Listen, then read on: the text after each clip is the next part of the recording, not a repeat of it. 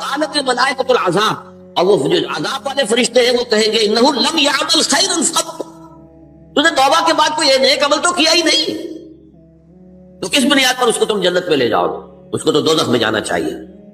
فاتاہ ملک فی صورت الآدمی، تو ان کے پاس اللہ نے ایک اور فرشتے کو بھیج دیا آدمی انسانی شکل کے اندر، فجعلوہ بینہم، تو ان فرشتوں نے کہا بھائی ہمارا فیصلہ کرا دو، اس کی روح ہم لینا چاہتے ہیں یا ہم لینا چاہتے ہیں، انہیں حکم بنا لیا۔ فقال قیسوا ما بین الارضین فإلی ایتہما کان اقرب، کہ تم فاصلہ ناپ لو جہاں سے وہ چلا ہے اور جہاں جا رہا تھا اور یہاں اس کی موت ہو رہی ہے، تو کون سا فاصلہ زیادہ ہے؟ جب ناپا گیا، بلکہ ایک حدیث میں آتا ہے کہ اس پر اللہ نے زمین کو جو ہے حکم دے دیا، ایک طرف والی زمین تو سکڑ جا، دوسری والی جو ہے تو پھیل جا، تاکہ وہ جو جدھر جو جا رہا تھا وہ زیادہ قریب ہو جائے بنسبت اس کے کہ جہاں سے وہ چلا تھا۔ تو اس فیصلے پر پھر جو فرشتے تھے جو کہ رحمت کے فرشتے تھے وہ اس بندے کو لے گئے جنت میں، کہ اصل زندگی آخرت کی زندگی ہے، طویل ہے۔ بل تؤثرون الحیات الدنیا والآخرۃ خیر وابقیٰ کلا بل تحبون العاجلہ وتذرون الآخرہ، تم اس عاجلہ کو پسند کرتے ہو، دنیا کی زندگی کو تم ترجیح دیتے ہو، جبکہ آخرت ہے جو باقی رہنے والی ابدی۔ اگر تو یہ معلوم ہو، جیسا کہ سورہ عنکبوت کی آیت کے حوالے سے میں نے آپ کو آیت سنائی کہ وما هذه الحیات الدنیا الا لہو ولعب وان الدار الاخرۃ لہی الحیوان لو کانوا یعلمون، اصل زندگی جو ہے وہ آخرت کی زندگی ہے، کاش کہ انہیں معلوم ہوتا۔ ایک حقیقت تو یہ معلوم ہو اور مستحسن ہے کہ اصل زندگی آخرت کی زندگی ہے، اور دوسری حقیقت یہ کہ یہ دنیا کی زندگی ایک امتحانی وقفہ ہے۔ منظوم ہستی سے تو ابرا ہے مانند حباب، اس سیاہ خانے میں تیرا امتحان، یہ مستحضر رہے تو اس کا نتیجہ کیا نکلے گا؟ انسان دنیا پرست نہیں بنے گا، متاع ہے دنیا، برتنے کی چیز ہے۔ وما هذه الحیات الدنیا الا متاع، برتنے کی چیز ہے، برتو اسے۔ اب میں یہاں آپ کو کچھ حدیثیں بھی سنا دینا چاہتا ہوں۔ ایک حدیث میں حضور نے عجیب نقشہ کھینچا ہے، مالی ولی دنیا، لوگوں مجھے تمہاری اس دنیا سے کیا سروکار، انما مثلی کراکب استظل تحت شجرۃ ثم راح، میری مثال تو اس سوار کسی ہے جو تھوڑی دیر کے لیے کسی درخت کے سائے میں سستانے کے لیے رک جاتا ہے۔ اس درخت کو اپنی منزل نہیں سمجھتا، اپنا گھر نہیں سمجھتا، تھوڑی دیر کا سستانا ہے، پھر وہ اس درخت کو خیر بات کہتا ہے، راستہ لیتا ہے اپنی منزل کی طرف، رفتہ ہو جاتا ہے۔ بس اتنا تعلق، منزل یاد رہے۔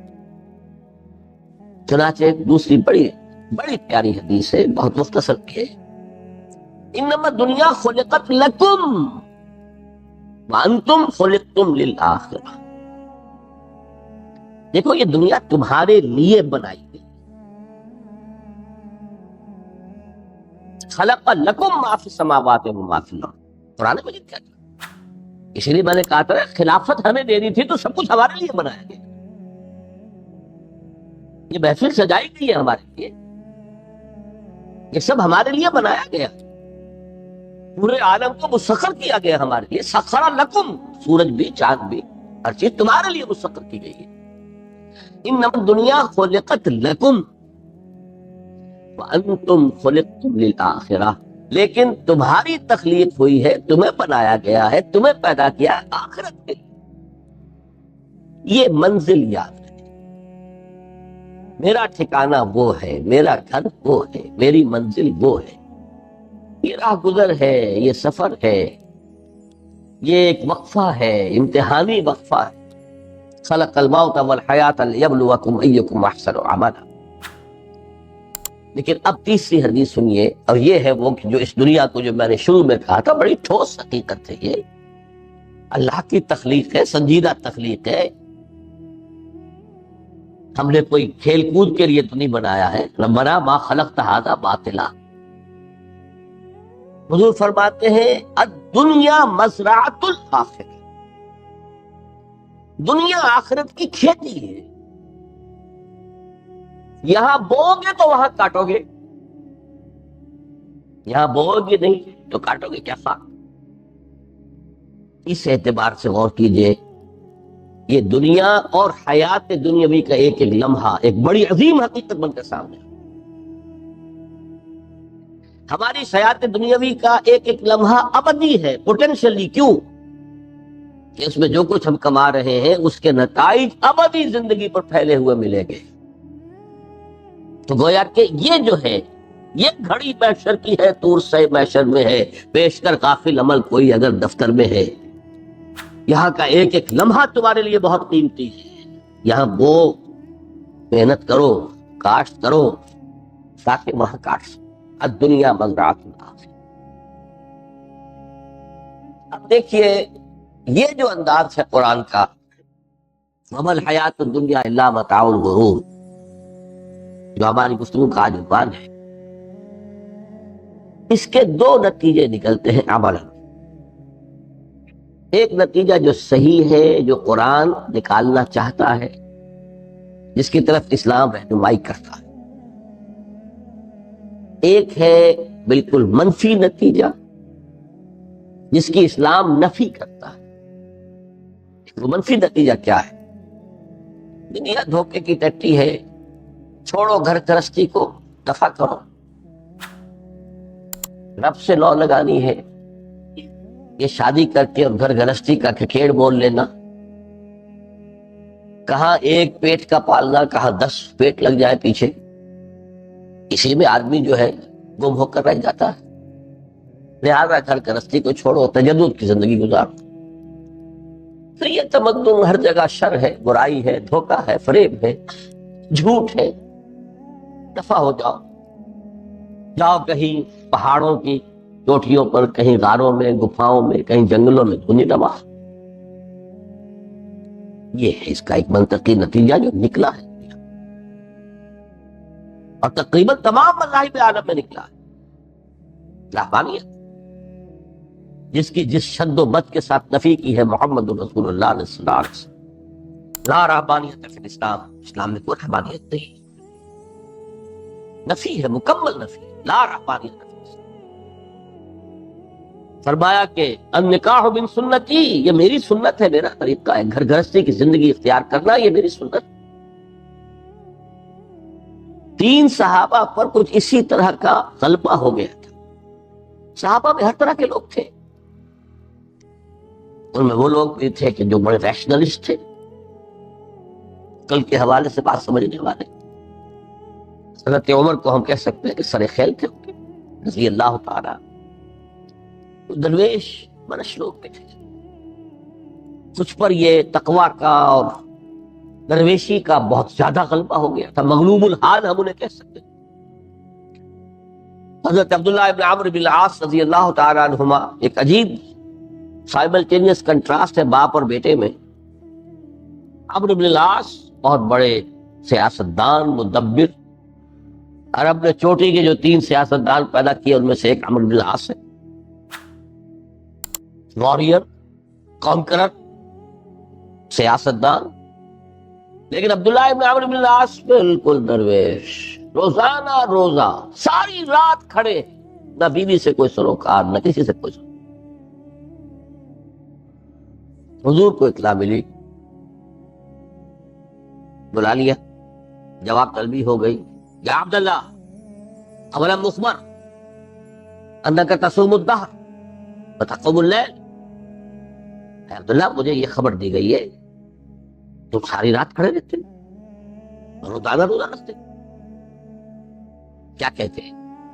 جی حضور ایسا تو ہے، لا تفعل، مت کرو ہرگز، فإن لنفسك عليك حقا وإن لزوجك عليك حقا وإن لزورك عليك حقا، دیکھو تم پر تمہارے اس جسم کا اور نفس کا بھی حق ہے، اسے آرام بھی دو، اس کی ضروریات بھی پوری کرو، اس کی دیکھ بھال بھی کرو، یہ بھی تمہارے پاس ضمانت ہے اللہ کی، پھر تم پر تمہاری بیوی کا حق ہے۔ کسی صحابی نے دیکھا تھا حضرت عبداللہ ابن عمرو بن العاص کی بیوی کو کہ وہ بالکل جیسے کہ میلی کچیلی حالت میں تھی. پوچھا یہ کیا ہاتھ بنا رکھا؟ انہوں نے کہا کہ آپ کے دوست کو تو کوئی غرض ہے ہی نہیں سے. ظاہر بات ہے کہ مسلمان بیوی اور کس کے لیے اسے گھر کرے گی جب شوہر ہی کو کوئی دلچسپی نہ اس سے غرض ہی نہ. لا تفعل، رات کو سو بھی دیکھو مجھے، میں رات کو سوتا بھی ہوں، نماز پڑھتا بھی ہوں، میں روزے رکھتا بھی ہوں، داخل بھی کرتا ہوں. دیکھو زیادہ سے زیادہ ہفتے میں دو دن روزے رکھ لیا کرو. تو حضور مجھے اور تھوڑی سی اجازت. اچھا ایک دن ناغا، ایک دن روزہ، صوم داؤد، اس سے آگے کی اجازت. اسی طرح 3 حضرات سلاسرہت آتا ہے حدیث میں، بخاری شریف کی روایت ہے. ان پر بھی کوئی ایسا ہی غلبہ ہوا رحمانیت کا، ترک دنیا کا. انہوں نے آ کے ازواج مطہرات سے معلوم کیا آپ کتنی رات نماز پڑھتے ہیں، کتنا دو سوتے ہیں، مہینے میں کتنے آپ روزے رکھتے ہیں نفلی. کوئی وہاں تو کھلی کتاب تھی سیرت محمد صلی اللہ علیہ وسلم، جو کچھ تھی حقیقت بیان کر. اب دیکھیے ایک عجیب ذہنیت، انہوں نے دیکھا تھا یہ تو کم ہے، ان کے اندازے کے اعتبار سے تو بہت کم ہے، لیکن یہ کہ اپنے آپ کو ذرا تسلی، حضور کی تو کوئی ضرورت نہیں ہے، آپ تو معصوم ہیں، آپ کا سے کوئی گناہ نہیں ہوا، کوئی خطا نہیں ہوئی، آپ کے لیے تو یہ اتنی عبادت ہمارے لیے تو کافی نہیں ہے، اب تو گناہ گار ہے. ایک نے عہد کیا کہ میں کبھی نہیں سوؤں گا رات بھر کھڑا، دوسرے نے کہا کبھی ناغا نہیں کروں گا، ہر روز روزہ رکھوں گا، تیسرے نے کہا میں شادی بیاہ کے کھکیڑ میں پڑوں گا. حضور کو اطلاع مل گئی، طلب فرمایا، ڈانٹا، آپ لوگوں نے یہ کہا ہے؟ جی ہاں ہم نے کہا بھی. واللہ، خدا کی قسم، میں تم میں سب سے بڑھ کر متقی ہوں،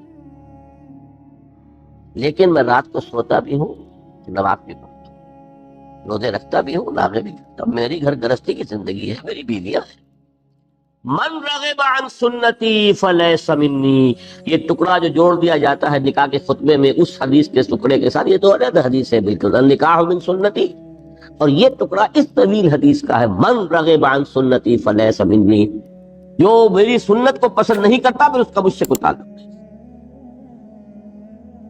یہ تو میں نے احادیث کے حوالے سے آپ کو وہ جو منفی طرز عمل، گریز، دنیا سے تعلق منقطع کرنا، پسپائی، گریز، فرار، اور اس کا نتیجہ کیا نکلتا ہے کہ دنیا پھر شریروں کے لیے رہ گئی، کھیلیں کودیں عیش کریں.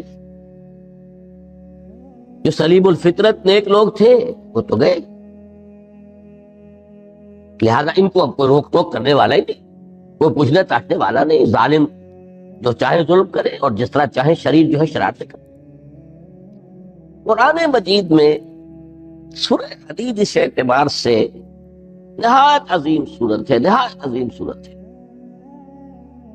کہ وہاں یہ آیت بھی بہت ہی شاندار انداز میں آئی ہے، متاع الغرور والی، خاصی طویل آیت بن کر آئی ہے. اور جیسا کہ میں نے عرض کیا 4 جگہ تو حیات دنیاوی کو کہا گیا ہے صرف لہو و لعب یا لعب و لہو، لیکن یہاں جو ہے آیت نمبر 20، اعلموا انما الحیات الدنیا لعب و لہو و زینت و تفاخر بینکم و تکاثر فی الاموال والاولاد. 5 الفاظ کے حوالے سے اس حیات دنیاوی کے کچھ حقائق بیان کیے گئے. عام طور پر سرسری طور پر لوگ گزر گئے ہیں. محاورتاً جب بھی آتا ہے محاورہ لہو لعب، لعب و لہو، وہ تو 4 جگہ ہے، یہاں 3 الفاظ مزید آئے ہیں، اور ترکیب کیا؟ پہلے لعب ہے پھر لہو ہے. سورہ عنکبوت میں لہو و لعب یہ در حقیقت ایک طرح سے محاورے کی شکل اختیار کر گیا، تماشا اور کھیل، لیکن نہیں، یہاں ترتیب کچھ اور ہے. اس پر اگر آپ غور کریں گے تو یہ ایک عجیب سا نقشہ سامنے آتا ہے. حیات دنیاوی کے 5 ادوار، جن میں سے ہر دور میں ایک شے انتہائی اہم ہوتی ہے، توجہ کا مرکز نہیں ہوتی. ابتدائی دور ہے، بالکل بچہ بھی ہے، کھیل، بس لائف. اس کے سوا اسے کوئی زندگی سے سروکاری نہیں، زندگی کے تلخ حقائق ابھی اسے معلوم نہیں۔ بھوک لگی تو رو پڑے، ماں نے دودھ پلانا ہے، کھلانا ہے، ان سے تو کچھ نہیں کرنا اسے، وہ لعب کھیل۔ لیکن تھوڑا سا آگے چلتے ہیں، ٹین ایجر سٹیج میں جب داخل ہوتا ہے آدمی، تو اب وہ نرا کھیل، معصومانہ کھیل نہیں رہتا، اس میں تلذذ، سینشول گریٹیفیکیشن کا عنصر شامل ہو جاتا۔ اب اس میں کہا لہو، اعلموا انما الحیات الدنیا لعب و لہو۔ ذرا آگے بڑھیے تو انسان پر سب سے زیادہ دھن سوار ہو جاتی ہے، بناؤ سنگھار، میرا لباس فیشن کے مطابق ہو، کہیں ایسا نہ ہو مذاق اڑے۔ اپنے لباس کے بارے میں بہت کانشیس ہوگا، اپنے ہیئر کٹ کے بارے میں بہت کانشیس ہوگا، ہر چیز کے بارے میں بہت کانشیس۔ زینت، بناؤ سنگھار، آرائش، زیبائش۔ اس سے ذرا آگے گئے، تکاثر فی الاموال والنعم تفاخر بینکم۔ یہ سمجھیے کہ تقریباً 30 برس کی عمر جب انسان کی ہوتی ہے، اب فخر، تفاخر، یا دولت پر فخر ہوگا، یا نسب پر فخر ہوگا، یا اپنی کسی سیاسی حیثیت پر فخر ہوگا، اپنی چودراہٹ پر فخر ہوگا۔ تفاخر بینکم، جسم میں جان میں چونکہ توانائی ہوتی ہے، قوت ہوتی ہے، لیکن اس کے بعد جب عمر ڈھلی، بڑا ریئلسٹک ہو جاتا ہے انسان۔ پھر یہ جو چوتھی سٹیج تھی، اس میں تو یہ کہ مونچھ نیچی نہ ہو، چاہے سب کچھ میں اپنا خرچ کر دوں، داؤ پہ لگا دوں، لیکن مونچھ نیچی نہیں ہوگی۔ آخری سٹیج وہ ہوتی ہے کہ پھر ہوکا لگ جاتا ہے آدمی کو، تکاثر فی الاموال والاولاد، مال اور اولاد کی کثرت کثرت کثرت۔ اب یہ ہوتا ہے کہ مونچھ نیچی کیا، مونڈ بھی دی جائے تو کوئی حرج نہیں، مال آنا چاہیے، ویری ریئلسٹک۔ اور اسی حال میں انسان ہوتا ہے، آخری پارے کی صورت نے پھر اس میں ایڈ کر کے اس کے اوپر مہر لگا دی، الہاکم التکاثر حتی زرتم المقابر۔ یہ تکاثر جو ہے پیچھا نہیں چھوڑتا، اتنی دولت بھی ہے کہ آپ کی 10 نسلیں کھا سکے اطمینان سے بیٹھ کر، تب بھی صبر۔ بڑے میاں کی ٹانگیں جو ہیں وہ قبر میں لٹکی ہوئی ہیں، لیکن تکاثر جو ہے، تکاثر مال، وہ پیچھا نہیں چھوڑتا۔ حتی زرتم المقابر، یہاں تک کہ قبروں تک جا، قبر میں اتار دیا جائے، جب تک ٹانگیں صرف لٹکی ہوئی ہیں اس وقت تک نہیں۔ اس کے بعد تشبیہ دی ہے کہ یہ حیات دنیاوی کا جو ایک سائیکل ہے، اعلموا انما الحیات الدنیا لعب و لہو و زینت و تفاخر بینکم و تکاثر فی الاموال والاولاد۔ اب اس کو کمپیئر کیا ہے پلانٹ کنگڈم میں جو سائیکل چل رہا ہے، یہ ہمارا سائیکل ہے 60-70 برس کا۔ بچہ پیدا ہوا، خوشیاں منائی گئیں، پھر وہ لڑکپن سے، پھر ٹین ایجر سٹیج سے، پھر جوانی ہے، پھر ادھیڑ عمر ہے، اور پھر بڑھاپا ہے، اور پھر قبر میں اتارا جانا ہے۔ لیکن یہ کہ پلانٹ کنگڈم میں سائیکل چلتی ہے، کمثل غیث اعجب الکفار نباتہ ثم یہیج فتراہ مصفرا ثم یکون حطاما۔ یہ 4 سٹیج ہیں۔ جیسے بارش برستی ہے تو سبزہ نمودار ہوگا، اور کاشتکار کو بڑا اچھا لگتا ہے، اس نے بیج بویا تھا، اس نے محنت کی تھی، اس نے ہل چلایا تھا، اعجب الکفار نباتہ، اس کو بہت اچھا لگتا ہے، دل باغ باغ ہو جاتا ہے۔ جیسے آپ کے یہاں بیٹا ہوا، پوتا ہوا، خوشیاں مناتے ہیں۔ کمثل غیث اعجب الکفار نباتہ ثم یہیج، پھر وہ فصل اپنی پوری قوت کو پہنچتی، فصل لہرا رہی، فتراہ مصفرا، پھر وہ زرد ہو جاتی، وہ ہریاون اب ختم ہوئی، اب فصل پک گئی ہے، اب وہ زردی پر آ گئی ہے۔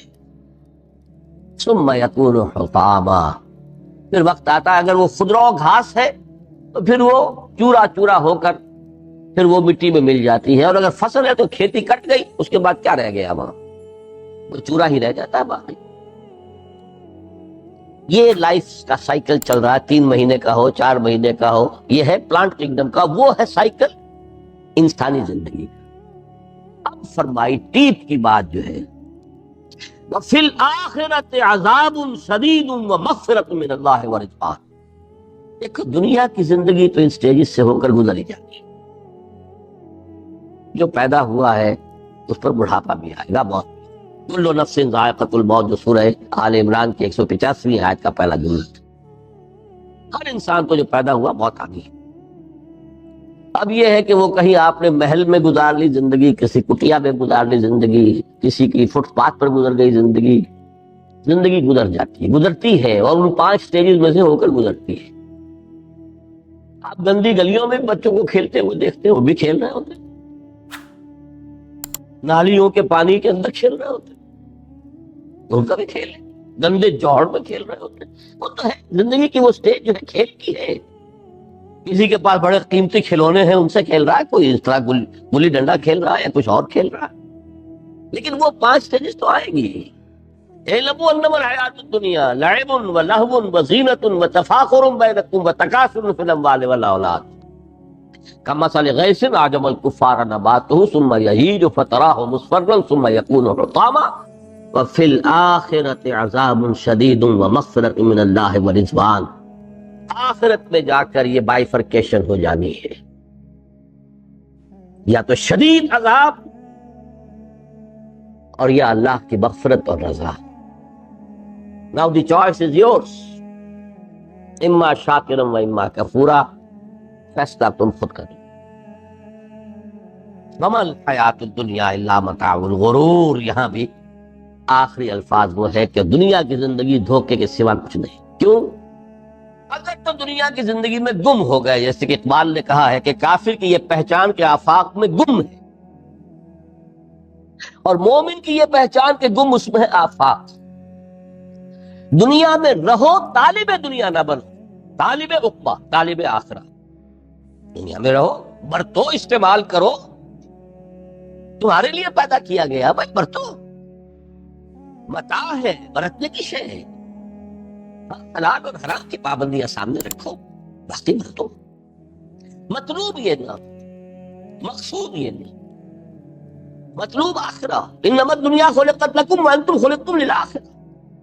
منزل وہ رہے، مستحضر رہے، سامنے رہے کہ میں تو اجنبی ہوں، یہاں یہ میرا وطن نہیں ہے۔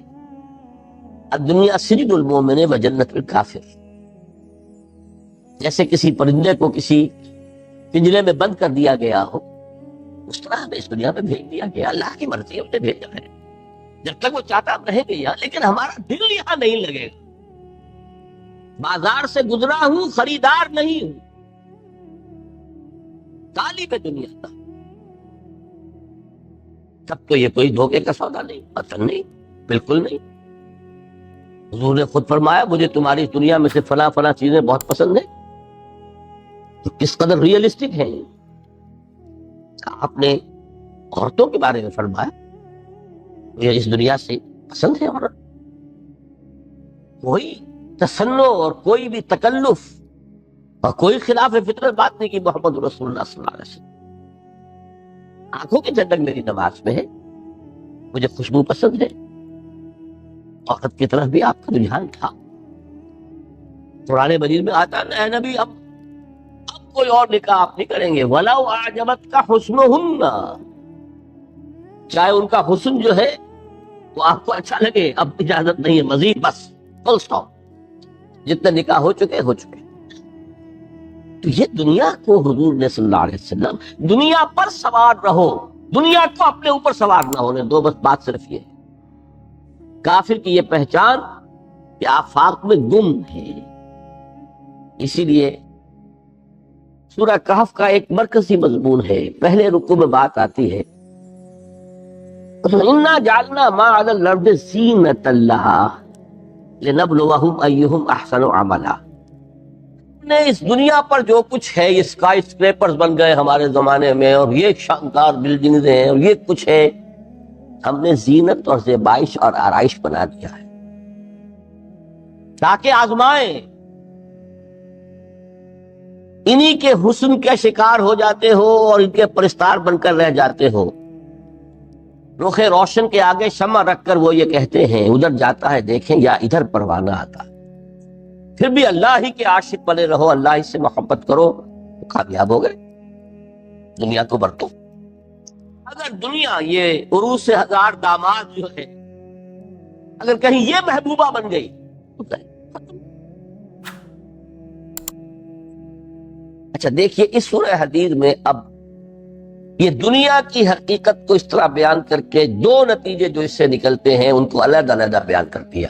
ایک نتیجہ جو میں بیان کر چکا رہبانیت ترک دنیا, اس کی نفی کرتے ہوئے فرمایا وَلَقَدْ أَرْسَلْنَا نُوحًا وَإِبْرَاهِيمَ وَجَعَلْنَا فِي ذُرِّيَّتِهِمَا النُّبُوَّةَ وَالْكِتَابَ فَمِنْهُمْ مُهْتَدٍ وَكَثِيرٌ مِّنْهُمْ فَاسِقُونَ ثُمَّ قَفَّيْنَا عَلَىٰ آثَارِهِمْ بِرُسُلِنَا وَقَفَّيْنَا بِعِيسَى ابْنِ مَرْيَمَ وَآتَيْنَاهُ الْإِنجِيلَ وَجَعَلْنَا فِي قُلُوبِ الَّذِينَ اتَّبَعُوهُ رَأْفَةً وَرَحْمَةً وَرَهْبَانِيَّةً ابْتَدَعُوهَا مَا كَتَبْنَاهَا عَلَيْهِمْ. اصل مضمون یہ تھا جس کے لیے تمہید اتنی لمبی باندھی. ہم نے نوح کو بھیجا, ابراہیم کو بھیجا, ان کی اولاد میں ہی نبوت اور کتاب رکھ دی. پھر ان کے نقش قدم پر ہم نے اٹھایا عیسیٰ ابن مریم کو, انہیں انجیل دی. اور جو لوگ ان پر ایمان لائے ان کے دلوں میں رحمت اور رافت کے جذبات پیدا کر دیے, انسانی ہمدردی. حضرت عیسیٰ کا جو اپنا مزاج تھا ظاہر بات ہے کہ آپ کے حواریین اور آپ پر ایمان لانے والوں میں اسی کا ایک عکس پیدا ہونا, لہذا وہ ایک خاص کیفیت. لیکن فرمایا ایک شے کو انہوں نے بدعت کے طور پر ایجاد کر لیا وَرَهْبَانِيَّةً ابْتَدَعُوهَا مَا كَتَبْنَاهَا عَلَيْهِمْ. رہبانیت کی انہوں نے بدعت ایجاد کر لی, یہ انہوں نے کی ہے, ہم نے یہ ان پر فرض نہیں کی تھی. یہ ہے وہ منفی نتیجہ. گریز, خانقاہوں میں جا کر بیٹھ جاؤ, موناسٹسزم, تجرد کی زندگی گزارو. نتیجہ اس کا کیا نکلتا ہے کہ بظاہر راہب اور راہبائیں رہ رہی ہیں اور رہ رہے ہیں, اور اندر جو حرام کاری کے بازار چل رہے ہیں, اور تہخانوں کے اندر حرامی بچوں کی قبروں کی قبرستان بنے. ہسٹری آف کرسچین موناسٹسزم پر کتابیں پڑھ لیجیے, خود انہوں نے اپنے سارے جو ہیں مخیے ادھیڑ کر خود رکھ دیے. یہ رہبانیت کے اسلام کا راستہ نہیں ہے. احادیث کے حوالے سے میں آپ کے سامنے پہلے بیان کر چکا ہوں. میں بعد میں تھوڑا سا عرض کروں گا کہ ہمارے ہاں بھی یہ رسم کیوں آئی اور کیسے آئی. الحمدللہ اس درجے میں نہیں ہے جس درجے میں کہ کرسچینٹی میں آئی ہے, الحمدللہ ثم الحمدللہ, لیکن کسی درجے میں اگر آئی ہے تو کیوں آئی ہے یہ میں بعد میں عرض کروں گا. لیکن اس کا مل حیات الدنیا الا متاع الغرور کا دوسرا نتیجہ کیا ہے؟ پہلا نتیجہ تھا گریز کا, پسپائی کا, فرار کا, معاشرے سے نکل بھاگنے کا, تاکہ معاشرے میں اشرار کھل کھیلیں, جو چاہے کریں. ایک راستہ یہ ہے, ترک دنیا کے معنی ہے ترک لذات دنیاوی, آسائشوں کو ترک کرنا. سختیاں جھیلنا کس لیے؟ تاکہ دنیا سے ظلم کا خاتمہ, باطل کا تختہ الٹ دیا, ظلم کا استیصال. ظاہر بات ہے ظالم آسانی سے ظلم نہیں چھوڑے گا. ایکسپلائٹر واضح و نصیحت سے اپنے ایکسپلائٹیشن سے باز نہیں آئے گا. شاذ ہوتے ہیں اس طبقے کے اندر بھی یقیناً کچھ سلیم الفطرت لوگ ہوتے ہیں, جیسے طبقہ اشرافیہ سے تھے حضرت ابوبکر رضی اللہ تعالیٰ عنہ, سلیم الفطرت انسان تھے. کوئی غلاموں کے طبقے سے تو نہیں تھے, کوئی فقراء کے مساکین کے طبقے میں سے نہیں تھے, اونچے طبقے میں سے تھے. عشرہ مبشرہ اکثر و بیشتر اس طبقے سے تھے. لیکن بائی اینڈ لارج وہ جو طبقہ ہوتا ہے یا تو وہ اپنے جبر اور استبداد کا تخت جو ہے جما کر بیٹھا ہوا لوگوں کی گردنوں کے اوپر, پولیٹیکل ریپریشن ہے, یا اکنامک ایکسپلائٹیشن ہے, استحصال. محنت لوگ کریں, کھائیں گے ہم, عیش کریں گے. محنت کسان کرے جا کے کھیت میں, ہم لے آئیں گے اپنا حصہ اور عیش کریں گے. یا کوئی سوشل ڈسکریمنیشن ہے، یہ اونچا ہے یہ نیچا ہے، یہ تو پیدا ہی ہوا ہے شودر، یہ اس سے نکل ہی نہیں سکتا، اور یہ پیدا ہوا برہمن اونچا ہے. اس تینوں قسم کے ظلم، اس کا خاتمہ کرنا، اس کے لیے جدوجہد کی ضرورت ہے، جہاد کی ضرورت ہے، قتال کی ضرورت ہے. اور جہاد و قتال آپ نہیں کر سکتے جب تک کہ لذات دنیاوی سے کنارہ کشی نہ کریں، جب تک کہ اپنی بیلٹ کو ٹائٹ نہ کریں، جب تک کہ اپنی ضروریات زندگی کو کم نہ کریں. ضروریات زندگی کم کریں گے تو تفریغ الاوقات ہوگا، جو تبلیغی بھائیوں کی اصطلاح ہے بہت اہم. اپنے وقت کو فارغ کر سکیں گے. اس وقت کو فارغ کریں گے تو پھر وہ جد و جہد، وہ محنت، وہ جہاد، اس کے لیے آپ کے پاس وقت ہوگا، اس کو آپ لگا سکیں گے. پھر اس میں جب سخت سے سخت منزلیں آئیں گی تو اس میں میدان میں مقابلہ بھی ہوگا، جان کی بازی بھی کھیلنی پڑے گی. اس میں قید و بند کا وقت بھی آ سکتا ہے. 3 برس تک اگر محمد عربی صلی اللہ علیہ وسلم پورے خاندان بنی ہاشم کے ساتھ بدترین اسیری سمجھ لیجئے شیب بنی ہاشم میں جو رہے، یہاں تو اسیروں کو آپ راشن تو دیتے، کھانا تو دیتے، وہاں تو اصل جو ہے وہ تو دونوں طرف سے گھاٹی کا منہ بند کر دیا گیا تھا، سیل تھی کہ کوئی شے جو ہے وہ جانے نہ پائے. 3 برس، جس میں کہ وہ وقت بھی آیا ہے کہ سوکھے ہوئے چمڑے ابال ابال کر ان کا پانی جو ہے بلکتے ہوئے بچے، پھول جیسے بچے بنی ہاشم، ان کے حلق میں ٹپکایا گیا ہے. اور کچھ تھے لوگ حکیم بن حزام جیسے رضی اللہ تعالیٰ عنہ، بعد میں ایمان بھی لے آئے. حضرت خدیجہ رضی اللہ تعالیٰ عنہ کے چونکہ وہ قریبی رشتہ دار تھے، وہ پہاڑ کو کراس کر کے چوٹی پر سے اتر کر کچھ کبھی کبھی کھانے پینے کی چیز پہنچا دیتے تھے. یہ سارے مراحل آئیں گے. یہ جو ہے یہ مثبت ہے. ترک دنیا وہ نہیں. ترک دنیا سے مراد دنیا کی لذتوں سے، دنیا کی آسائشوں سے، ان سے آدمی اپنے آپ کو پیچھے ہٹائے، ان کو چھوڑے، ان کو ترک کرے، تاکہ اپنا وقت، اپنا مال، اپنی صلاحیتیں صرف کر سکے. کس کام کے لیے؟ اب اس کے لیے دیکھیے آیت نمبر 25 ہے یہ سورہ حدید کی. لقد ارسلنا رسلنا بالبینات، ہم نے اپنے رسولوں کو بھیجا واضح چیزوں کے ساتھ. بینہ وہ شے جو از خود ظاہر. آفتاب آمد، دلیل آفتاب. جب سورج طلوع ہو گیا وہ خود اپنے وجود پر دلیل ہے، اس کے لیے کسی اور اضافی دلیل کی ضرورت نہیں کہ سورج موجود ہے، وہ تو ہے، سب کو نظر آ رہا ہے. تو بینات سے مراد معجزے بھی ہیں، اور وہ تعلیم جو ہے بنیادی دین کی کہ جو فطرت انسانی کی جانی پہچانی ہوئی ہے، دونوں پر اس کا اطلاق ہو جائے گا. لقد ارسلنا رسلنا بالبینات وانزلنا معهم الکتاب والمیزان، اور ہم نے ان کے ساتھ کتاب اتاری، میزان اتاری. یہ سب کچھ کس لیے کیا؟ لیقوم الناس بالقسط، تاکہ لوگ عدل پر قائم ہوں. یہ ہے سول آبجیکٹو. یہ نہیں بس ہماری کتاب پڑھ لیا کرے، ختم قرآن ہو گیا، اللہ اللہ دعا مانگ لی، چھٹی. قائم کرو اس کو، وہ میزان عدل نصب کرو، ہر ایک کو وہی تل کر ملے جو اس کا حق ہے، اور ہر ایک سے وہ لیا جائے کہ جو اس کے ذمہ واجب ہے. اگر یہ نہیں تو بابا پھر سب کہانیاں ہیں، شریعت اور دین اور نماز اور روزہ اور حج کوئی حیثیت نہیں. اچھی طرح سن لیجئے میری بات. قرآن مجید میں کہلوایا گیا حضور سے، قل یا اہل الکتاب لستم علی شیء حتی تقیموا التوراۃ والانجیل وما انزل الیکم من ربکم. اے نبی ان سے کہہ دیجئے ہے کتاب والوں تمہاری کوئی حیثیت ہی نہیں، ہماری نگاہوں میں تمہارا کوئی مقام ہی نہیں جب تک کہ تم قائم نہیں کرتے تورات اور انجیل کو اور جو کچھ کے نازل کیا گیا تمہاری طرف، تمہارے رب کی طرف سے. قائم کرو، پھر آؤ ہم سے بات کرو، ہم سے دعا کرو، ورنہ دفع ہو. Nothing doing. We don't care. Formal organization پہلی مرتبہ ہوئی ہے جب انصار کے 72 افراد آئے ہیں مدینے سے. کیونکہ مکے میں جب تک حضور تھے صلی اللہ علیہ وسلم، چھوٹا سا ایک شہر ہے، چھوٹی سی بستی ہے، تمام صحابہ وہاں موجود ہیں، براہ راست آپ سے ربط اور تعلق ہے، لہذا کسی فارمل آرگنائزیشن کا سراغ ملتا ہی نہیں، نہ کسی سے بیعت لی نہ کوئی آرگنائزیشن.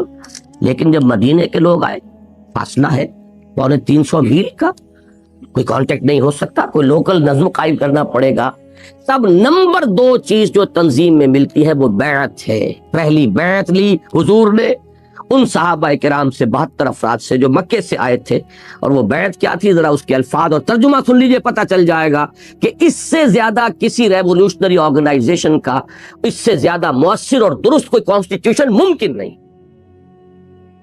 حضرت عبادہ ابن صامت فرماتے ہیں بایعنا رسول اللہ صلی اللہ علیہ وسلم، ہم نے بیعت کی تھی اللہ کے رسول صلی اللہ علیہ وسلم سے. بیعت معاہدہ ہے، ایگریمنٹ.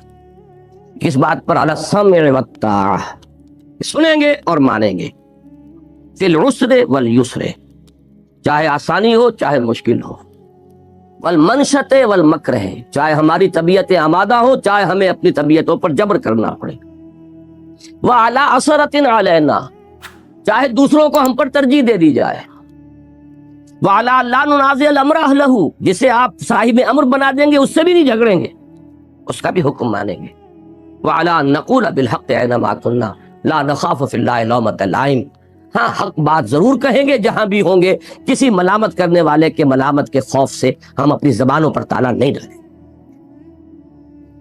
یہ ہے ایک ریولوشنری پارٹی کا کانسٹیٹیوشن.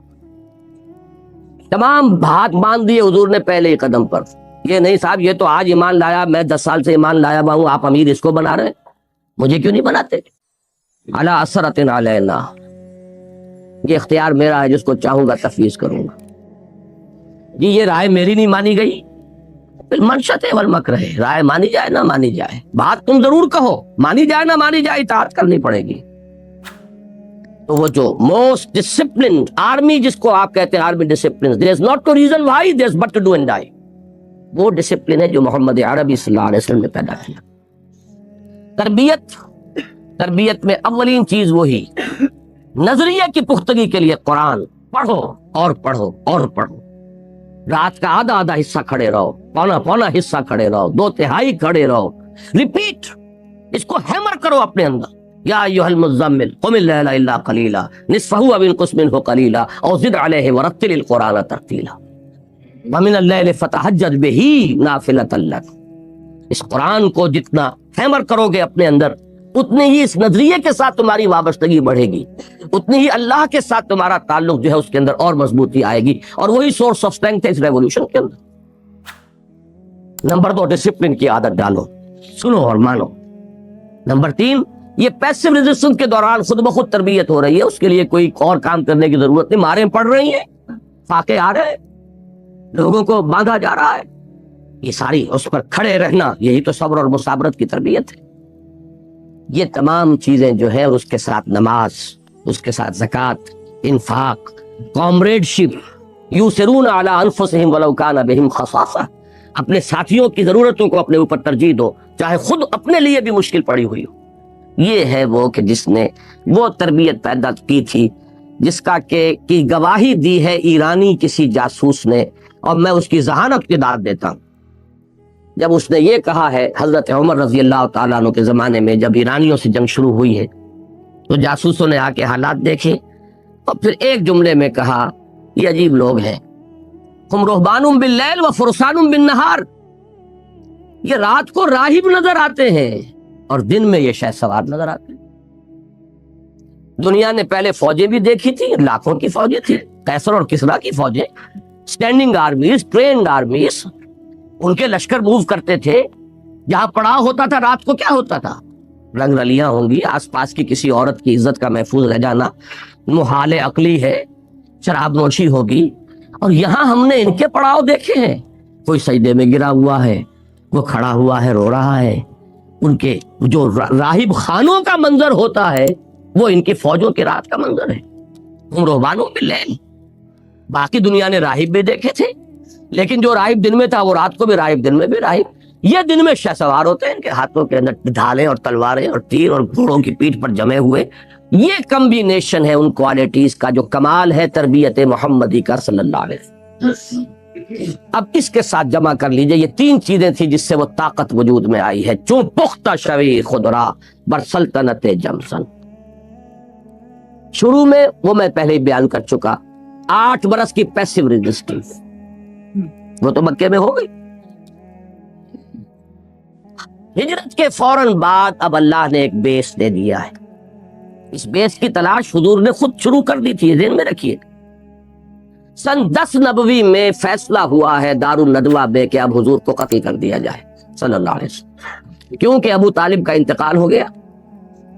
وہ پروٹیکشن دے رہے تھے خاندان بنی ہاشم کے سربراہ کی حیثیت سے، اور قبائلی زندگی کے اندر یہ بہت بڑی بات تھی. اگر اس صورت میں حضور کے خلاف کوئی اقدام کیا جاتا تو ایک خانہ جنگی شروع ہو جاتی قریش کے گھروں کی، مختلف گھرانوں کی. جو قاتل ہوتا اس کے خلاف بنی ہاشم کھڑے ہو جاتے قصاص کا مطالبہ لے کر.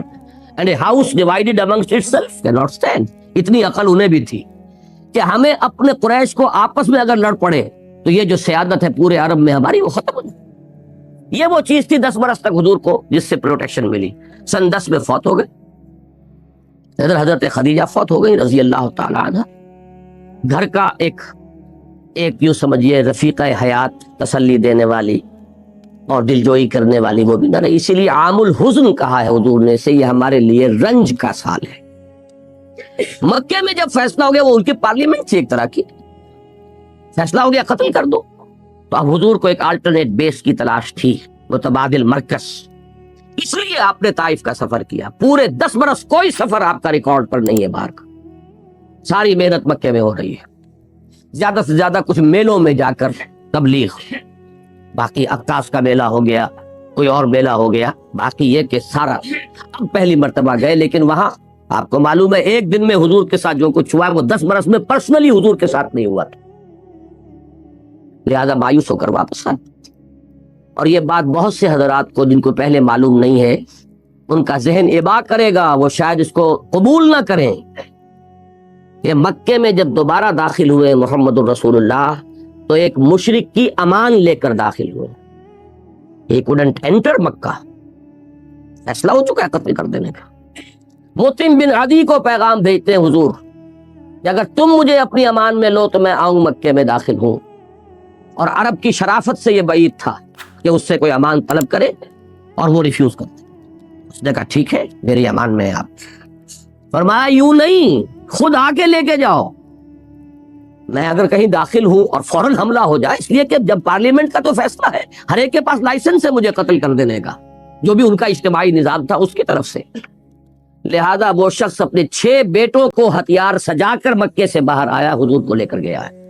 اور یہ احسان اتنا حضور نے یاد رکھا ہے کہ غزوہ بدر میں فرمایا تھا، وہ جو 70 قیدی تھے اسیر بدر کے، کہ اگر آج مطعم بن عدی زندہ ہوتا اور وہ سفارش کرتا تو میں ان سب کو چھوڑ دیتا.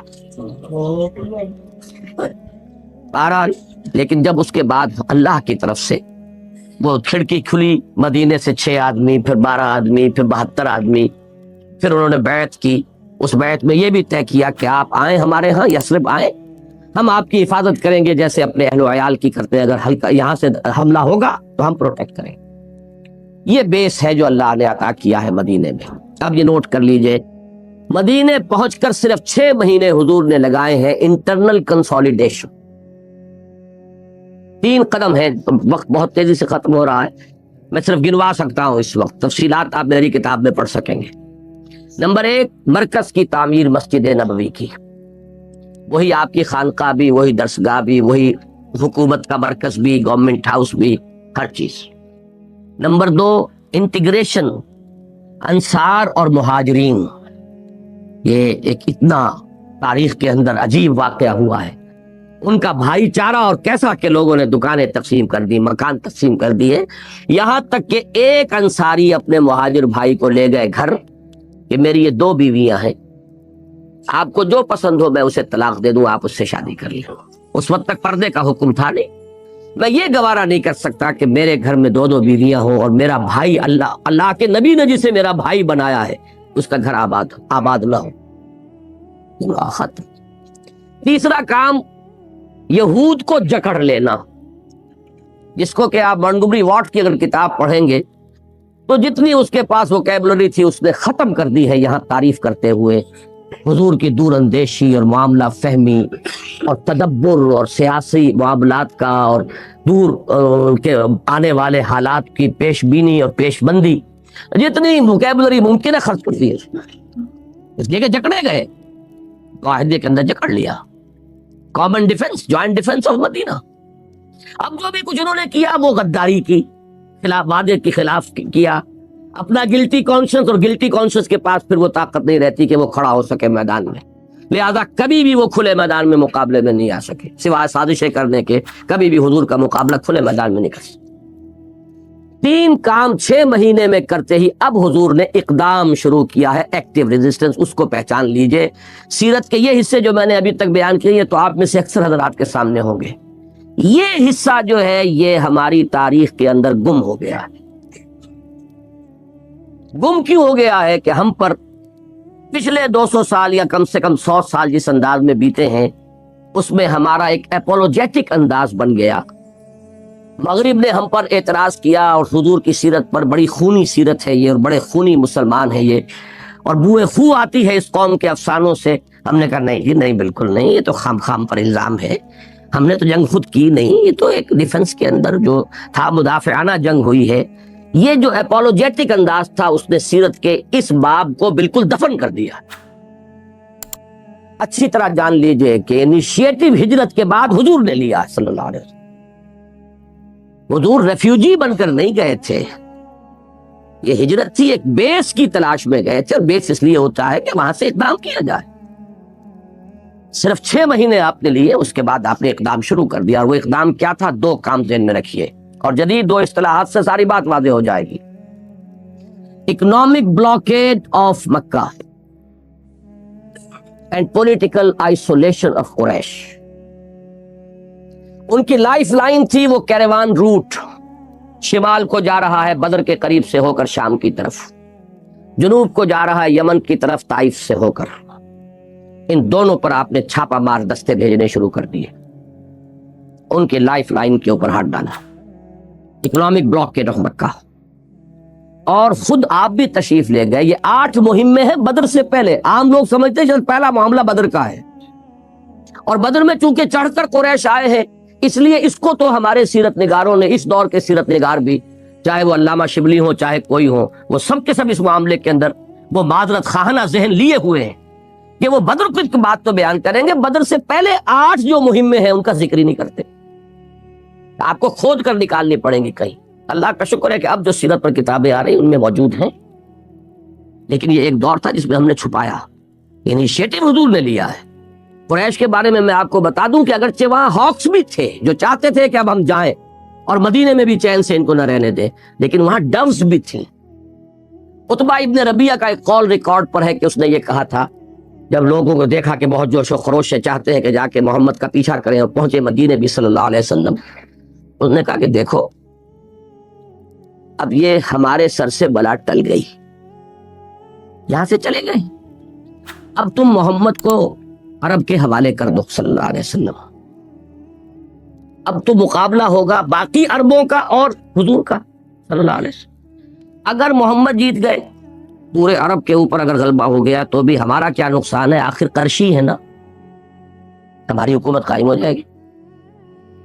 اور اگر عرب ختم کر دیں محمد کو صلی اللہ علیہ وسلم تو جو تم چاہتے ہو وہ ہو جائے گا، اور تمہاری اپنی تلواریں جو ہے اپنے بھائیوں کے خون سے رنگین نہیں ہوگی۔ اتنے بڑے بڑے ڈپلومیٹس موجود تھے وہاں پر، پھر ڈوز میں حکیم ابن حزام جیسے لوگ بھی موجود تھے، ان لوگوں نے جنگ کو روکا ہے۔ لیکن 2 واقعات ایسے ہو گئے کہ اس کے بعد، اور یہ دونوں باتیں انیشیٹو حضور کی طرف سے، اقدام حضور کر رہے ہیں۔ واقعہ نخلا، آپ نے ایک چھاپے مار دستہ بھیجا، طائف اور مکے کے درمیان وادی نخلا ہے، اسے جو انسٹرکشنز تھی وہ بھی سیلڈ لیٹر میں دی گئی تھی کہ مدینے سے 2 دن کی مسافت پر جا کر پھر یہ خط کھولو اور دیکھو کیا لکھا ہے، پھر اس کو ایگزیکیوٹ کرو انسٹرکشنز کو۔ جب کھولا گیا تو نظر آیا کہ جاؤ نخلا میں جا کر قیام کرو، قریش کی نقل و حرکت کو نوٹ کرو اور ہمیں رپورٹ کرو۔ فوراً جو اس کے جیش کے سپہ سالار تھے، چھوٹا سا چھاپا مار دستہ تھا، انہوں نے کہا کہ یہ تو مسئلہ بہت سخت ہے، آپ لوگ آئے ہیں میرے ساتھ، مجھے تو یہ کام کرنا ہے، حضور کا حکم ہے۔ اب اس طرح جو ہے موت کے منہ میں جانے کے لیے جو تیار ہو وہ آئے، جس کی ہمت نہ ہو واپس چلا جائے۔ سب نے کہا نہیں ہم حاضر ہیں۔ پہنچ گئے، وہاں مٹبھیڑ ہو گئی، ایک قافلہ گزر رہا تھا، اس میں ایک مشرک، پہلا قتل مسلمانوں کے ہاتھ میں ایک مشرک کا ہوا، اور اس قافلے کا مال لے کر یہ آ گئے مدینے میں۔ حضور ناراض ہوئے کہ میں نے تمہیں جنگ کا حکم تو نہیں دیا تھا، لیکن یہ کہ بہرحال آپ نے کچھ سزا بھی نہیں دی، اس لیے کہ وہ تو سچویشن ایسے ڈیولپ ہو گئی جب آپ، وہ کہاں مکے اور طائف کے درمیان، مکے سے جنوب میں ہے وہ نخلا، کہاں Medina, at a distance of 300 miles، more than 300 miles۔ Expedition گئی اور کوہرام مچ گیا کہ اب ان کی جرتیں اتنی ہو گئی مسلمانوں کی اور محمد کے ساتھیوں کی، یہاں آ کر ہمارا آدمی مار گئے۔ تو وہ جو ہاکس تھے اب ان کو ہمت ہو گئی، ادھر سے وہ قافلہ لے کر گئے ہوئے تھے ابو سفیان، جا رہے تھے جب حضور نے پیچھا کیا تھا، لیکن وہ نکل گئے تھے بچ کر۔ جب واپس آ رہے تھے تو ظاہر بات ہے انہیں اندیشہ تھا کہ تو بہت سخت میرے ساتھ معاملہ ہوگا۔ SOS کال بھیجی مکے کہ مجھے خطرہ ہے محمد کے آدمیوں سے صلی اللہ علیہ وسلم، مدد بھیجی جائے۔ اس کے اوپر اب وہ قافلہ 1000 کا لشکر نکلا ہے، اور یہاں سے اب وہ آرمڈ کانفلکٹ شروع ہوا ہے، فائنل سٹیج، جو 6 سال تک چلا انسائیڈ عربیہ، عربین پیننسولا۔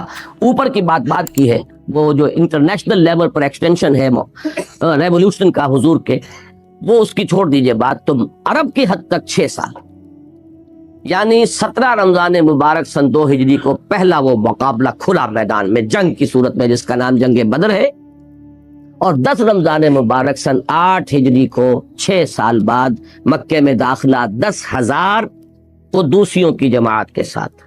جاء الحق وزهق الباطل ان الباطل كان زهوقا۔ اب اس کے بارے میں مجھے کچھ کہنے کی ضرورت اس لیے نہیں ہے کہ اس کے واقعات اکثر لوگوں کے علم میں ہیں۔ بدر میں جو کچھ ہوا، صرف یہ عرض کر دوں کہ جو بھی مدد آئی ہے بدر میں وہ آج بھی آ سکتی ہے۔ فضائے بدر پیدا کر، فرشتے تیری نصرت کو اتر سکتے ہیں گردوں سے قطار اندر قطار اب بھی۔ میں سیرت کی تقاریر کو عام طور پر کنٹور کرتا رہا ہوں اس بات پر کہ یہ سیرت مطہرہ کا اہم ترین پوائنٹ یہ ہے کہ جو کچھ یہاں اچیومنٹ ہوئی ہے وہ قدم بقدم زمین پر چل کر ہوئی ہے۔ It's a human struggle throughout, معجزوں کا دخل اس میں نہ ہونے کے برابر ہے۔ اس کی وجہ ہے ایک، اس لیے کہ یہ کام آگے بھی کرنا تھا، اس کو پوری دنیا کے اوپر دین کو غالب کرنا ہے، مسلمانوں کو۔ معجزہ رسول کے لیے ہو سکتا ہے، دوسروں کے لیے تو نہیں ہو سکتا۔ حجت کیسے قائم ہوتی امت کے اوپر اگر قدم قدم پر معجزے ہوتے؟ اور معجزوں ہی کے تو اصل میں وہ لاڈ سے بگڑی ہوئی قوم تھی حضرت موسیٰ علیہ السلام کی، جنہوں نے کہا جب سمندر تم نے پھاڑ دیا اپنی لاٹھی سے، جب تم نے ہمارے لیے 12 چشمے نکال دیے اپنی لاٹھی سے، تو یہی لاٹھی لے کر جاؤ نا، اذا بنتا وربک فقاتلا انا ہاہنا قاعدون، ہمیں کائے کو تکلیف دے رہا، لٹھیاں تمہارے پاس ہے۔ یہاں قدم قدم پر قربانی دینی پڑی ہے، دندان مبارک محمد الرسول اللہ کے شہید ہوئے، یہاں پائے مبارک لہو لہان ہوئے ہیں، یہاں حمزہ جیسوں کی جانوں کا نذرانہ محمد نے پیش کیا ہے صلی اللہ علیہ وسلم رضی اللہ تعالیٰ عنہ، یہاں فقر اور فاقہ کئی کئی دن کا آیا ہے، یہاں جیش عسرہ میں ایسا بھی ہوا ہے، تبوک کی جنگ جو تھی، تبوک کے سفر میں، کہ 3 مجاہدین کا 24 گھنٹے کا راشن ایک کھجور تھی۔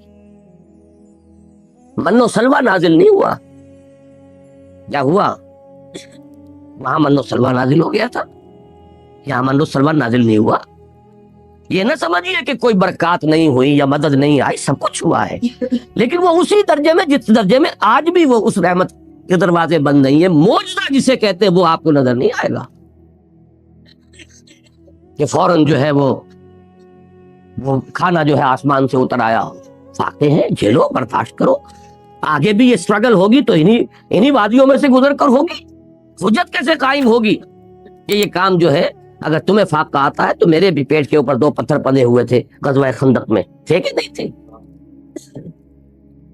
اگر تمہاری جان کو خطرہ ہے تو میرے بھی دندان مبارک شہید ہوئے تھے کہ نہیں ہوئے تھے؟ میرے عزیزوں کی لاشیں میری سامنے نہیں آئی تھی؟ حمزہ جیسے چچا بھتیجے کا رشتہ ہے، سگے خالہ زاد بھائی ہیں، دودھ شریک بھائی ہیں، ساتھ کے کھیلے ہمجولی ہیں، اسد اللہ و اسد رسول ہی ہے، اور ان کی لاش آئی ہے کہ ناک کٹی ہوئی، کان کٹے ہوئے، اور پیٹ چاک کیا ہوا ہے، کلیجہ چبایا ہوا ہے۔ ہر چیز ہوئی ہے ہیومن سٹرگل سے، سیکریفائس سے، قربانی سے، محنت سے، مشقت سے۔ یہ ہے سیرت النبی کا سب سے بڑا اور نمایاں پہلو۔ جو ہمارے ہاں تو بات ہوتی ہے تو وہ زلفوں کی ہے یا کملی کی ہے، اس کے اندر ہی، تاکہ کہیں وہ آشکارا ہو نہ جائے شرع پیغمبر، کہیں وہ بات سامنے نہ ہو جائے۔ اس نے یوسف دم عیسیٰ ید بیضا داری، آنچ خوباں ہمہ دارن تو تنہا داری، 100% صحیح ہے۔ تمام انبیاء کے کمالات سیرت محمدی میں جمع ہیں، لیکن یہ بھی حضور کا فرمان ہے کہ تمام نبیوں اور رسولوں کو جو تکلیفیں پہنچی ہیں مجھے وہ سب کی سب پہنچی۔ اور ایک وقت میں واقعہ تو سنائی دوں آپ کو، یہ کیفیت بھی محمد پر آئی ہے صلی اللہ علیہ وسلم یوم طائف۔ عام لوگ سمجھتے ہیں شاید احد کا دن سخت ترین تھا۔ حضرت عائشہ نے یہی سوال کیا تھا حضور سے کہ آپ پر احد کے دن سے بھی زیادہ سخت دن کوئی گزرا ہے؟ آپ نے فرمایا ہاں، طائف کا دن کہیں سخت تھا۔ اس دن کی جو کیفیت ہوئی تھی، مکے سے مایوس ہو کر طائف آئے تھے، 3 سرداروں سے بات کی، تینوں نے ریجیکٹ کیا، اور ایسی باتیں کہی جو کلیجے سے پار ہونے والی تھی۔ مایوس ہو کر چلنے لگے تو انہوں نے اوباشوں کو اشارہ کر دیا، ذرا خبر لو ان کی، اب پتھراؤ ہو رہا ہے، جس میں ساتھ ابو بکر بھی نہیں ہے۔ یہ سفر وہ ہے کہ جس میں وہ ابو بکر بھی ساتھ نہیں ہے سوائے زید ابن حارثہ کے رضی اللہ تعالیٰ عنہ، اور کوئی نہیں۔ اب وہ ایک طرف سے اوٹ بنتے ہیں کہ پتھر مجھ پر آئے حضور پر نہ جائے، وہ دوسری طرف سے مارتے ہیں۔ وہ تو موب تھا چاروں طرف، جیسے اسٹریٹ ارچنز ہوتے ہیں وہ مار رہے تھے۔ تو لہو لہان ہو کر جب پھر نکلے ہیں تو ایک باغ میں جا کر تھوڑی دیر آرام کیا ہے۔ اس وقت وہ زبان پر آئی ہے مناجات، اس میں دبی زبان سے فریاد ہے، اللہم الیک اشکو ضعف قوتی وقلت حیلتی وحوانی علی الناس۔ اے اللہ تیری جناب میں فریاد لے کر آیا ہوں اپنی قوت کی کمی کا، اور لوگوں کے سامنے جو رسوائی ہو رہی ہے، رسوا سر بازارے شوق ستم گارے، وہ سب کچھ جو فیض نے کہا ہے کہ جو سب پہ اس راہ میں جو سب پہ گزرتی ہے سو گزری، تنہا پسندہ کبھی رسوا سر بازار، کڑکے ہیں بہت شیخ سر گوشہ ممبر، درجے ہیں بہت اہل حکم بر سر دربار۔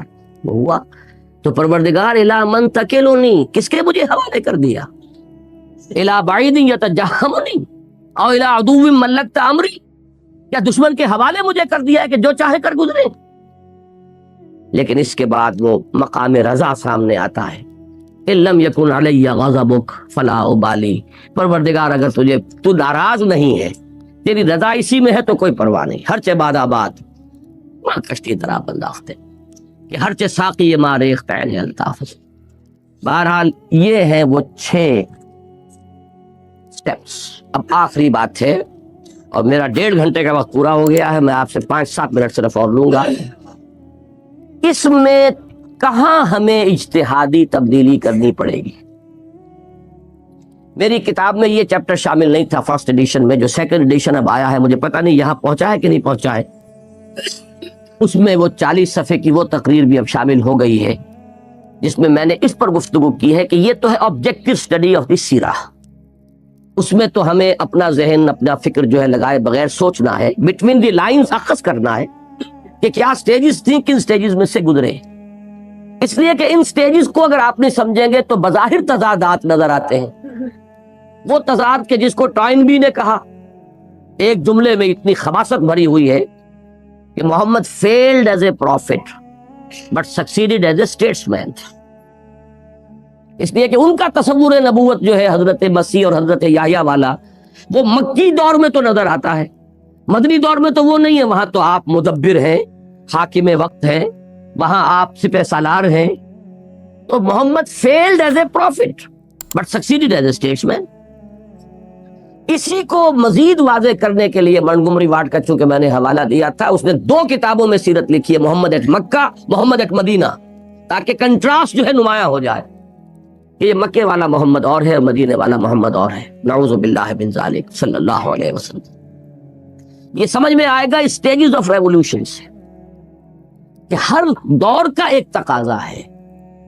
ایک وقت میں محمد الرسول اللہ کا حکم یہ ہے کہ چاہے تمہارے جسم کے ٹکڑے اڑ جائیں تم جوابی کارروائی بھی نہیں کر سکتے.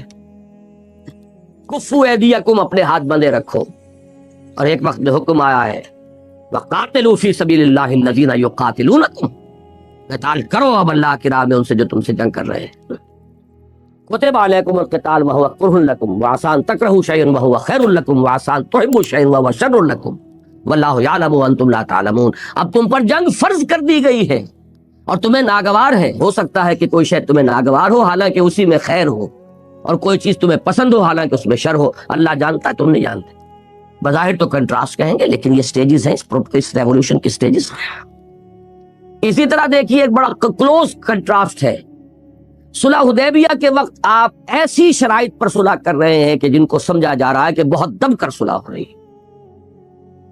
بہت جوش میں ہے حضرت عمر بھی رضی اللہ تعالیٰ عنہ، اور حضرت علی بھی فرماتے ہیں کہ حضور میں اپنے ہاتھ سے تو نام نہیں کاٹ سکتا آپ کا، نام کے ساتھ رسول اللہ کے الفاظ. پورا کا پورا جو مجمع ہے وہ سخت ہے، اس پر پریشان ہے کہ وجہ کیا ہے. لیکن 2 سال کے بعد خود ابو سفیان آتے ہیں چل کر مدینے کہ صلح کو دوبارہ کر لیجئے، تجدید صلح کر لیجئے، ہم سے خطا ہو گئی. اور حضور صلح نہیں کر رہے، سفارشیں کروا رہے. اپنی بیٹی کے پاس گئے سفارش کرانے کے لیے، ام حبیبہ کے پاس نہیں. تو یہ کیوں ہے؟ یہ سارا اس پروسیس کو سمجھیں گے تو ہر سٹیج کے اپنے تقاضے ہیں، اس کے اپنی ضروریات ہیں. مقصد ہے دین کا غلبہ. مقصد صرف تبلیغ نہیں ہے، مقصد ہے دین کا غلبہ. دین غالب ہو تو وہ نظام عدل و قسط قائم ہو. اب اس آیت کی طرف آئیے جو میں نے کہا تھا کہ پہلا حصہ پہلے دن میں نے پڑھا تھا، آخری حصہ اب پڑھ لیجئے. اور میں نے عرض کیا تھا کہ اس سے زیادہ اریاں انقلابی عبارت میں دعویٰ کرتا ہوں کہ پورے انقلابی لٹریچر میں دنیا میں نہیں ہو سکتی. لقد ارسلنا رسلنا بالبینات، ہم نے بھیجا اپنے رسولوں کو واضح تعلیمات کے ساتھ. وانزلنا معہم الکتاب والمیزان، ان کے ساتھ ہم نے کتاب اتاری، میزان اتاری. یہ سب کچھ کس لیے؟ لیقوم الناس بالقسط، تاکہ لوگ عدل پر قائم ہو. نظام عدل و قسط مقصد بعثت محمدی ہے صلی اللہ علیہ وسلم. نظام عدل و قسط کا قیام مقصد نزول وحی ہے. ہم نے اس لیے یہ سب کچھ کیا، لیقوم الناس بالقسط. اب اس میں وہ سارے مراحل درمیان میں سے نکال کر آخری بات کا اللہ نے صرف ذکر کیا ہے. فل ان دی گیپ آپ خود کیجئے. آگے فرمایا آخری بات وَأَنزَلْنَا الْحَدِيدَ، ہم نے لوہا بھی اتارا ہے بگڑے تگڑوں کے علاج کے لیے. جو پنجابی میں کہتے ہیں کہ 4 کتاباں عرشوں آئیاں اور 5واں آیا ڈنڈا، تو ہم نے لوہا اتارا ہے. وہ کتاب تو ہے جو ذہین لوگ، جو سلیم الفطرت لوگ ہیں، ان کو تو وہ کتاب کھینچ لے گی، لیکن ان کو صورت شمشیر ہے دست قضا میں وہ قوم. اب ان کو بنانا ہے اعلی انقلاب، اور ان کو بل نقذف الحق بالحق علی الباطل، اس حق کو باطل پر دے ماریں گے، ٹکرائیں گے. اس کے لیے فرمایا ہم نے لوہا بھی اتارا ہے. فیہ باس شدید، اس میں جنگ کی صلاحیت ہے. ومنافع للناس، اور بھی منفعتیں ہیں، کوئی پھکنی چمٹا توا پرات وہ بھی بن جاتی ہے. وَلِيَعْلَمَ اللَّهُ مَن يَنصُرُهُ وَرُسُلَهُ بِالْغَيْبِ، اور اللہ دیکھنا چاہتا ہے کون اس کے وفادار بندے ہیں اس لوہے کی طاقت کو ہاتھ میں لے کر مدد کرتے ہیں اللہ کی اور رسولوں کی غیب میں ہونے کے باوجود. یعنی اللہ کے دیے ہوئے نظام عدل و قسط کے قیام کے لیے اب وہ جان ہتھیلی پر رکھ کر میدان میں آئے. وہ ہیں ہمارے سچے مومن، وہ ہیں ہمارے مخلص اور وفادار بندے، تاکہ اس ظلم کا خاتمہ ہو، استیصال ہو اس ظلم کا، اور عدل و انصاف قائم. تو میں اب عرض کر رہا تھا آخری بات کہ ہمارا یہ ماحول اور اس وقت کے ماحول میں 2 چیزیں ڈیفرنٹ ہو گئی ہیں. ایک یہاں مقابلہ جو ہمارا امیجیٹ ماحول ہے مسلمانوں ہی سے ہے، چاہے وہ فاسق ہو، فاجر ہو، ظالم ہو، وہ سرمایہ دار ہو، فیوڈلز ہو، وہ کوئی بھی ہو، کتنے ہی زانی ہو، شرابی ہو، ہے تو مسلمان. وہاں معاملہ تھا کھلم کھلا کافر اور مسلمان کا مقابلہ. ایک یہ ڈیفیکلٹی ہے، پرابلم ہے. دوسرا ایک یہ ہے کہ وہاں جو مقابلہ تھا وہ کچھ نمبرز کا ڈفرنس تھا، ہتھیاروں کا کوئی فرق نہیں تھا، وہی تلوار ادھر وہی تلوار ادھر، نیزہ ادھر نیزہ ادھر، آپ کہہ سکتے ہیں ادھر 100 نیزے ادھر 2 نیزے، ادھر 313 آدمی ادھر 1000 آدمی، ادھر 1000 نکلے تھے احد میں، بعد میں 700 رہ گئے، ادھر 3000، 1 اور 4 کی تعداد ہو گئی۔ اس میں آپ جو اسلحہ کا فرق ہے وہ بھی ڈال لیجئے تو 1 اور 10، 1 اور 20، 1 اور 50، 1 اور 100 کا ہوگا، اور تو نہیں نا۔ یہاں معاملہ یہ ہے کہ سسٹمز ہیں، اسٹیبلش گورنمنٹس ہیں، ان کی حکومتیں ہیں، ان کے اسلحہ ہیں، ان کی فوجیں ہیں، ان کی پیراملٹری فورسز ہیں، یہ اتنی بڑی ڈسپیرٹی ہے کہ جس کا واقعہ یہ ہے کہ معاملہ جو ہے اسے نظر انداز کر لینا ممکن نہیں۔ تو اب کیا کیا جائے؟ منہج انقلاب نبوی کا نیا ایڈیشن مکتبے پر آ گیا ہے، حکمت قرآن کا بھی اپریل کا شمارہ آ گیا ہے۔ اس میں اب جو بھی اس کو اجتہاد کہیں گے، اس اجتہاد میں ایک مسئلہ ٹیکنیکل ہے، اس کو میں علیحدہ رکھ دیتا ہوں صرف چند جملوں میں، کہ امام ابو حنیفہ کا موقف یہ ہے کہ فاسق و فاجر اور ظالم حکمران چاہے وہ مسلمان ہو، ان کے خلاف تلوار اٹھائی جا سکتی ہے، کوئی سینکٹیٹی انہیں حاصل نہیں ہے۔ یعنی جو اقدام حضرت حسین نے کیا، حضرت زید نے کیا، حضرت نفس زکیہ نے کیا، وہ صحیح کیا۔ بعض حضرات ہمارے یہ سمجھتے ہیں کہ مسلمان ہو، مسلمان کیسا بھی ہو، فاسق و فاجر ہو، چاہے جب تک وہ کفر بواح کا حکم نہ دے اس کے خلاف تلوار نہیں اٹھ سکتی۔ تو ایک رائے امام ابو حنیفہ کی وہ میں نے آپ کے سامنے